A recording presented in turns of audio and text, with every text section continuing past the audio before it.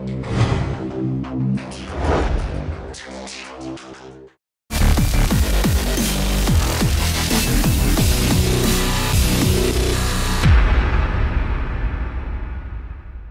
диспетчерскую службу сигнал о пожаре поступил в 7 часов утра 43 минуты. Были направлены пожарные части для тушения пожара. К сожалению, здание отстоять не удалось, и пожар унес жизнь одного человека, 50 человек остались без крова. Страх был? Ну, вы никогда не были на пожаре? Вот так не было такого, чтобы вас вытаскивали через окно в одной рубашке, и вот по лестнице, не по лестнице, у меня внук меня вытаскивал, и вот это все, это представьте себе, здесь ничего не видно, здесь уже вся квартира затянута дымом, вот дышать нечем абсолютно, это было что-то страшное. Меня внук буквально вот спас, вот только внук, да, вот он бегал, кричал: бабушка, бабушка, он вытащил меня, допустим, сам вот эту лестницу где-то нашел, и меня, допустим, в садик куда-то притащили, потому что садик рядом был, вот, потому что я была раздетая, вот, и вот таким вот образом, а то, что я потом вышла на крыльцо садика, посмотрела, это просто вот то, что творилось, там уже у нас полыхала уже моя квартира, уже полностью половина дома уже горела, это буквально несколько секунд было, там очень быстро все получилось, этого сгорания. Моментально просто. А пожарные, я не знаю, я просто видела, что они так рукава тянут, просто тянут рукава, но я не видела, чтобы где-то вода была, чтобы они вода... сказали, одной машины хватает, да. на 6 не было, говорят, ни машин там не было, ничего не было. Короче, у них ни воды, ничего не было. Люди, конечно, были, сами спасались. Люди как могли, так и спасались. Вот этот гидрант, может быть, и помог пожарным, но тем не менее этот вопрос мы задавали 3-4 года назад, когда спрашивали, есть ли давление в гидрантах по промышленному округу. Тогда 35 или 37% гидрантов только работало только в промышленном округе. Но на сегодняшний день эта проблема есть.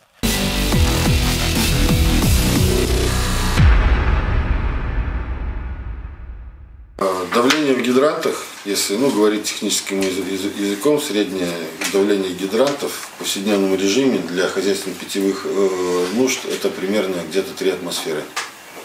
Для пожаротушения на насос мы минимум должны подавать порядка 6 атмосфер. С центрального пульта пожарной связи в водоканал был звонок с требованием поднять давление в хозяйственно-питьевом водопроводе. Какие-то действия они, наверное, предприняли. Существенно они давление поднять, видимо, не смогли. Наверное, у них на это тоже есть какие-то причины. То есть мы работали, исходя из тех условий, пожарные подразделения работали то, что есть. То есть по максимуму. То есть когда тушили правое крыло, да, уже думали, что его локализуют там, именно в тех, практически в тех рамках, в тех размерах, которые были на момент прибытия первых подразделений, там 2 автоцистерны прибыло. Потом пожар выскочил совершенно в другой стороне. Он распространялся по пустотам, видимо, были пути распространения пожара. У вас перекрытия там пустотные, дом сухой. То есть правое крыло, и сами понимаете, середина не горит, и открытым огнем начинает, если я не ошибаюсь, с северной стороны, то есть не с фасада, а с обратной стороны появилось открытое горение. Пути распространения пожара, условия способствуют. Пожар очень сложный процесс, это все нужно изучать. Сейчас смотреть предметно по каждому действию тушения пожара. Очень много людей на момент прибытия просило о помощи. На первом и на втором этаже личный состав был задействован на работу с ручными пожарными лестницами. В это же время организовывались звенья газодымозащитной службы для того, чтобы войти со средствами защиты органов дыхания внутрь здания, чтобы обследовать помещение. Внутренние помещения дома. Защиты-то у них не было дыхания. Почему? Потому что не было. Я вам объясняю. Это вы то, что видели снаружи. Снаружи личный состав, естественно, работал без средств защиты органов дыхания для того, чтобы быстрее работать с ручными пожарными лестницами, выводить и спасать. Там было спасено порядка 15 человек только на пожаре. Я уже не говорю о тех, кто там, кому самостоятельно помогли эвакуироваться и так далее. А внутрь помещения заходили звенья газодымозащитной службы со средствами защиты органов дыхания. Внутри-то они работали со средствами защиты органов дыхания, понимаете? Они бы там не смогли фактически работать. Физически бы не смогли работать, если бы они туда не зашли. по итогу там более 8 звеньев ГДЗС работало по итогу, более 8. А на первоначальном этапе, естественно, там прибыло 10 человек, водители на насосе, прокладка магистральных линий, остальные 5-6 человек на работу с ручными пожарными лестницами спасения людей и создали, соответственно, из тактических возможностей первые вот 2 отделения, которые прибыли, они смогли создать одновременно с этими работами одно звено ГДЗС, которое, естественно, пошло внутрь. После этого там через 5 минут прибывает второе подразделение, сразу же создаются еще 2 звена ГДЗС. И у меня весь хронометраж есть. Мы стояли, смотрели, как горят наши квартиры. Извините, то, что мы нажили за столько лет, мы вступали в кредиты и так далее. Да? Так работали, как вы сейчас нам рассказываете. Да, я прямо стояла и говорила, вот 2 комнаты мои горели, одна не горела, я же им подходила даже через это все и сказала, потушите с этой стороны и с этой, я же стою. Они вообще там не тушили. И они мне сказали, вы что хотите, туда зайти? Как они так у меня спрашивают? Почему я туда на второй этаж залезу, что ли? Как я залезу туда? Я вас прекрасно понимаю, Проведем исследование пожара и проведем служебное расследование по данному факту. Впрочем, как мы и проводим по каждому пожару, такому повлекшему серьезные последствия.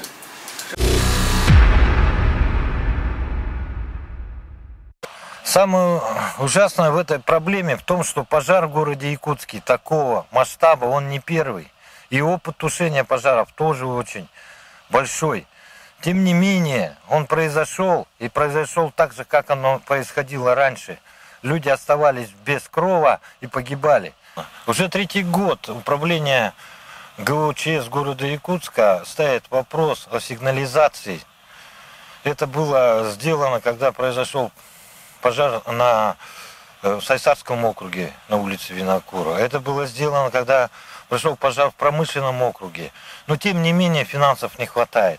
Сегодня где-то порядка 38 домов оборудованы пожарной сигнализацией. По Семену Данилова в тот же день 15:00 в администрацию проводили КЧС. Я там внес свое предложение именно по монтажу пожарной сигнализации в жилом фонде муниципальном, деревянном жилом фонде. А также усиление работ округов, ТСЖ, управляющих компаний по профилактике, предупреждению пожаров с гражданами, проживающих в таких домах. Протокол КЧС получили. Срок до 1 марта. Каждые округа должны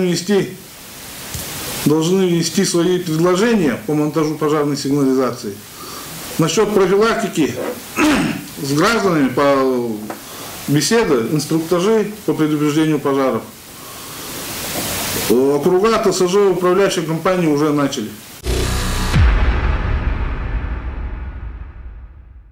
Нами принято решение о том, что в этом году мы будем тотально делать обходы по жителям всех микрорайонов города Якутска, которые проживают в деревянном ветхом-аварийном жилье, для того, чтобы проводить профбеседы и убеждать людей принимать софинансирование, и город будет обязательно софинансировать пожарную охранную сигнализацию, пожарную сигнализацию в первую очередь, с оповещением в ЕДДС и пожарную часть, для того, чтобы предотвращать такие чрезвычайные ситуации, связанные с пожарами. Управляющие компании пройдут более тщательно, осмотрят внутридомовые общего пользования площади, где, если возможно, находится в аварийном состоянии электропроводка. Таким образом мы будем работать на профилактику противопожарных ситуаций.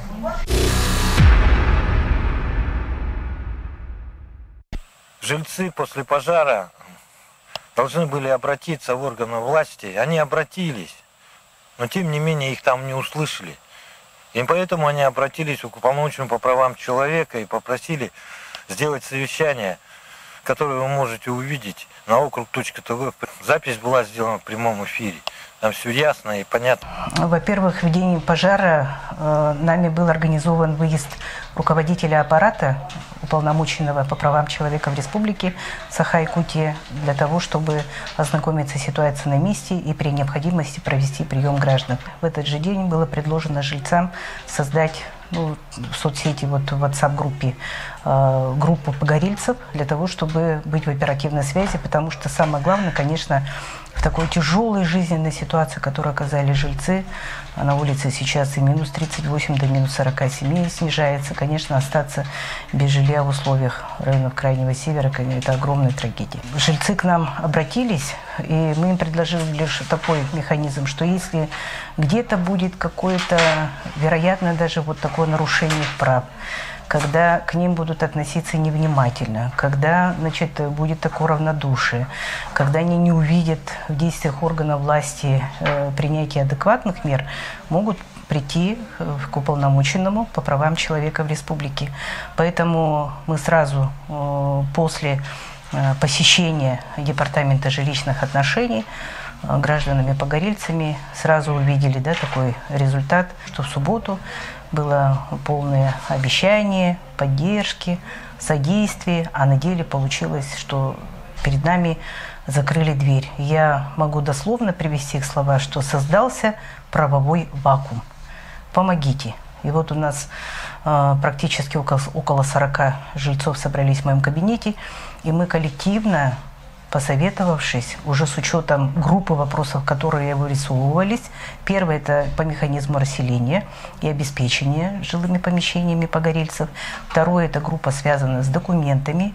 Третье – это связано с возможностью материальной помощи, как это будет механизм работать. И следующее – это как раз связано с финансовой поддержкой и так далее, с расчетными счетами и другими вопросами, которые у граждан возникли. Задача органов власти – поддержать их инициативу. Это ведь главное.